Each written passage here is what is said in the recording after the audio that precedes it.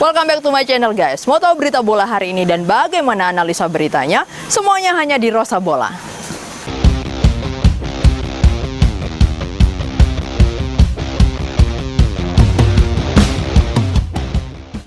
Hai all Milanisti dan para penggila bola lainnya. Selamat datang kembali di channel bola kesayanganmu ini ya. Mau tahu berita bola hari ini dan analisa beritanya? Semuanya tentu hanya di Rosa Bola. Tak terasa, Serie A musim 2020-2021 telah memasuki pekan terakhirnya. Dan tak terasa waktu begitu cepat berlalu untuk satu musim kompetisi. Rasanya baru kemarin aku membuat video pramusim tentang Milan di bulan September 2020. Sekarang udah masuk final week.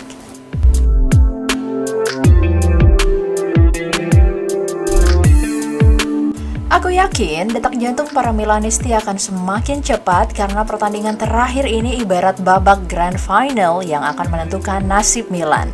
Milan menang, maka tiket UCL pun dalam genggaman. Namun jika tidak menang, maka Milan siap-siap harus kembali bermain di Liga Pocong alias Liga Malam Jumat. Memang sih jika seri ataupun kalah, Milan tetap memiliki peluang lolos ke zona Liga Champion. Tapi itu dengan catatan bahwa Juve dan Napoli juga tidak menang. Yang membuat jalan terlihat terjal adalah fakta bahwa Milan harus menghadapi tim yang sedang on fire juga, yakni Atalanta. Tim ini telah menjelma menjadi tim langganan Liga Champion guys. Mereka pun tak sekedar numpang lewat karena tim asal kota Bergamo ini pernah juga mengalahkan tim-tim top Eropa seperti Liverpool dan PSG.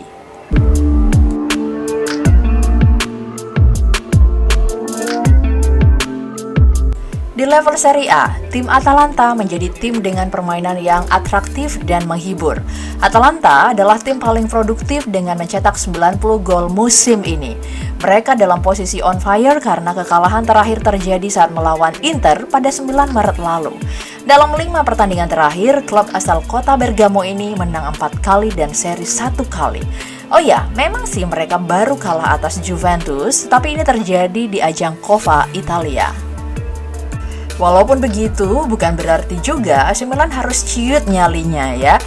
Walau baru saja meraih hasil kurang baik minggu lalu, tetap saja Milan memiliki peluang besar mengalahkan tim ini. Nah, di video ini aku akan mencoba memberikan prediksi pertandingan Atalanta versus Milan dan apa yang harus dilakukan Milan agar mampu mengamankan 3 poin di pertandingan terakhir. Mau tahu analisanya? Ini dia beritanya hanya di Berita Rosa Bola.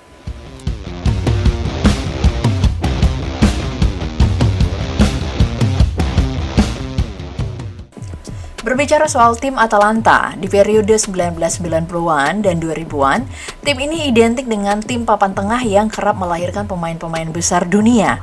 Di masa lalu, kita mengenal nama-nama Pippo Inzaghi dan Christian Vieri yang lama menghabiskan waktu di klub ini.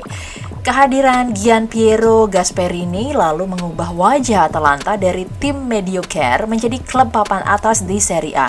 Yang membuatnya menarik, Gasperini menerapkan strategi yang berbeda dari kebanyakan tim-tim Italia alias anti-mainstream.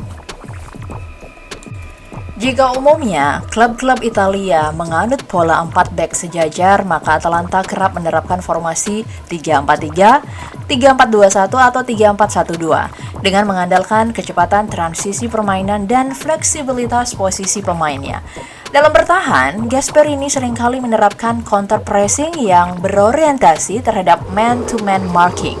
Dalam formasi 3 back yang diterapkan Gasperini, back yang berposisi paling tengah biasanya mempunyai 2 tugas sekaligus, menjadi spareman maupun marker, tergantung jumlah striker yang diterapkan oleh lawan.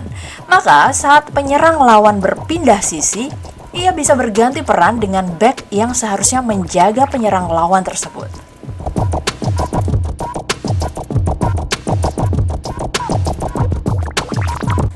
Kemudian dalam menyerang, Atalanta terkenal dengan strategi wide overload alias menumpuk banyak pemain di sisi kanan kiri dan menguasai bola dengan melakukan umpan-umpan horizontal.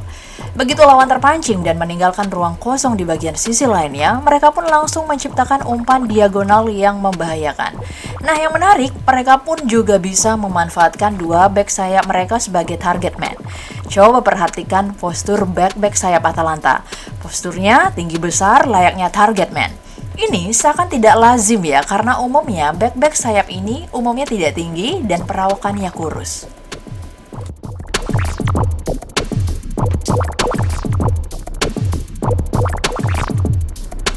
Tapi tenang guys, setiap strategi pasti ada counter strategi dan begitu pun bagi Milan. Apalagi walaupun dikatakan sangat menghibur dan produktif, Atalanta juga menjadi tim yang banyak kebobolan. Jadi tim ini bisa dikatakan tim boros ya. Hal pertama yang harus dilakukan Milan adalah bermain sabar dan tidak terpancing untuk langsung bermain cepat. Pemain belakang Atalanta sejatinya pasif dalam melakukan pressing. Hanya beberapa pemain saja yang melakukan, dan begitu lawan salah melakukan umpan dan bola dalam penguasaan mereka, disitulah secara cepat mereka membuild up serangan. Milan sejatinya sudah bermain baik dalam 4 pertandingan terakhir. Mereka sudah mampu bermain lebih sabar dan tidak kebobolan lebih dulu. Bahkan 4 pertandingan terakhir, gawang Milan tidak kebobolan lagi alias clean sheet. Selain tenang dan bermain sabar, transisi permainan dari menyerang dan bertahan harus sangat dinamis. Atalanta merupakan tim dengan agresivitas dan transisi permainan tercepat di Serie A. Mereka sengaja menunggu, kemudian apabila bola mereka mampu kuasai, seketika pemain-pemain mereka bergerak maju dan mencari posisi kosong di daerah pertahanan lawan. Jika transisi permain lawan lelet, inilah santapan empuk para pemain agresif Atalanta.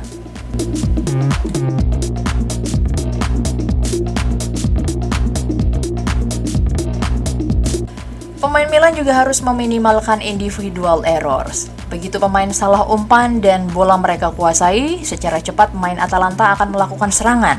Kemudian Atalanta juga merupakan tim yang sangat produktif dalam mencetak gol dari situasi bola mati. Masih ingat kan gol kedua Atalanta ke gawang Milan pada putaran pertama?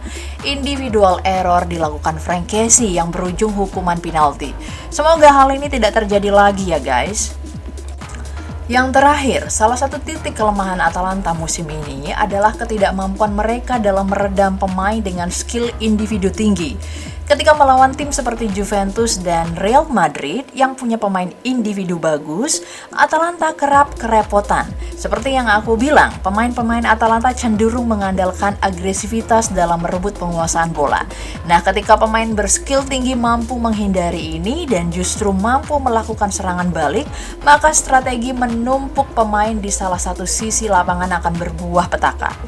Tipikal pemain berskill tinggi akan mampu melepaskan diri dari 2 atau bahkan 3 pemain Atalanta. Nah, karena pemain mereka sudah kadung menumpuk di satu area, maka hal ini akan meninggalkan lubang di area lainnya. Hal inilah yang harus dimanfaatkan pemain-pemain berskill tinggi untuk memindahkan bola di area kosong tadi. Beberapa pemain Milan bisa dikategorikan berskill tinggi ya. Nah, kita tahu nama-namanya Theo Hernandez, Frankesi, Hakan Çalhanoğlu hingga Brahim Diaz.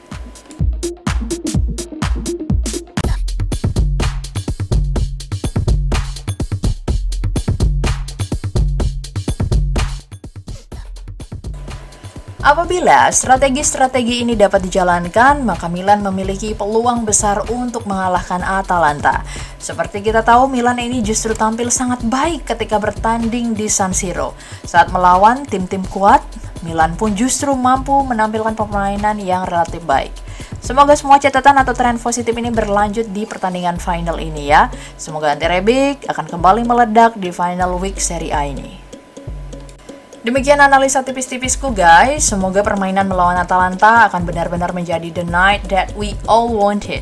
Semoga Milan menang dan mampu meraih tiket Liga Champions musim depan. Nah, kalau kalian punya info lain soal pertandingan ini, silahkan komen di kolom komentar ya.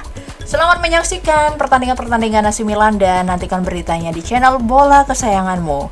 Jangan lupa follow Instagram dan TikTokku di rosabola81 dan dapatkan info-info seputar AC Milan lainnya serta bocoran tentang konten Rosa Bola selanjutnya.